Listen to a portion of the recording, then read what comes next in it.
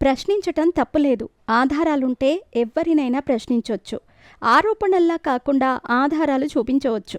అయితే YouTuber Anvesh నిరాధారంగా police ఉన్నతాధికారులపై నిందలు వేస్తున్నారంటూ case నమోదైంది. ఆ కేసుకు సంబంధించిన ఎఫ్ఐఆర్ కూడా రిలీజ్ చేసిన సంగతి తెలిసిందే. సైబరాబాద్ సైబర్ క్రైమ్ పోలీస్ స్టేషన్లో కేసు నమోదైంది. బెట్టింగ్ యాప్లు ప్రమోట్ చేస్తున్న వారిపై ఇటీవల వరుస వీడియోలు చేస్తున్నాడు అన్వేష్.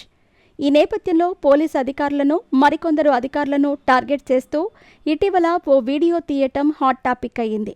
హైదరాబాద్ మెట్రోలో బెట్టింగ్ యాప్ల ప్రమోషన్ యాడ్స్కి 300 కోట్లు లంచం తీసుకున్నారని డీజీపీ జితేందర్, మాజీ సీఎస్ శాంతకుమారిపై అన్వేష్ ఆరోపించారు. అన్వేష్ ఆరోపణలను ఖండిస్తూ హెడ్ కానిస్టేబుల్ నవీన్ కుమార్ ఫిర్యాదు చేశారు. దీంతో అన్వేష్పై పలు సెక్షన్ల కింద పోలీసులు కేసు నమోదు చేశారు. అధికారుల విశ్వసనీయతకు దెబ్బతీసేలా, ప్రభుత్వం మీద వ్యతిరేకతను కలిగించేలా వీడియో ఉందని తన ఫిర్యాదులో వివరించారు కానిస్టేబుల్. దీనిపై పోలీసులు తదుపరి యాక్షన్ ఏ విధంగా తీసుకుంటారా అనే దానిపై ఉత్కంఠ నెలకొంది. అయితే కేసు ఫైల్ చేయటాన్ని అన్వేష్ తప్పుబట్టారు. బెట్టింగ్కు వ్యతిరేకంగా తాను 2 నెలలుగా పోరాటం చేస్తున్నానని ఆయన అన్నాడు.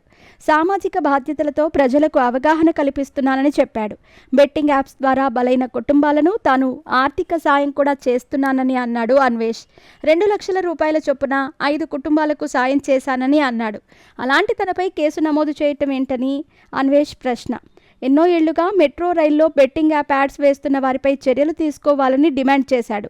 అయితే పాపులారిటీ కోసమే అన్వేష్ ఇదంతా చేస్తున్నారని మరికొంతమంది యూట్యూబర్లు ఆరోపిస్తున్నారు. కాగా నా అన్వేషణ యూట్యూబర్ అన్వేష్ గత కొన్ని నెలలుగా బెట్టింగ్ యాప్స్ ప్రమోట్ చేస్తున్న ఇన్ఫ్లుయెన్సర్స్, యూట్యూబర్లను ప్రశ్నిస్తూ వస్తున్నాడు.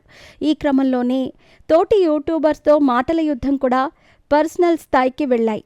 మొత్తానికి ఈ వ్యవహారంలో యాప్స్ ప్రమోట్ చేస్తున్న వారిపై పోలీసులు కేసు నమోదు చేశారు కూడా. అయితే ఇప్పుడు అన్వేష్ ఏకంగా తెలంగాణ డీజీపీతో పాటు మరికొందరిపైన తీవ్రమైన ఆరోపణలు చేయటం చర్చనీయాంశంగా మారింది. పోలీసు ఉన్నతాధికారులపై నిరాధార ఆరోపణలు చేశారంటూ అన్వేష్పై కేసు నమోదవటంతో ఇప్పుడు అతని తీరుపై సోషల్ మీడియాలో తీవ్ర విమర్శలు వస్తున్నాయి. బెట్టింగ్ యాప్స్ ప్రమోట్ చేయటం తప్పు అంటున్న అన్వేష్ తాను చేస్తున్న చాలా వీడియోల్లో వ్యభిచారంపై మాట్లాడటం ఏంటని ప్రశ్నిస్తున్నారు. అన్వేష్ యూట్యూబ్ ఛానల్ సుమారు 24 లక్షల మంది సబ్స్క్రైబర్స్ ఉన్నారు.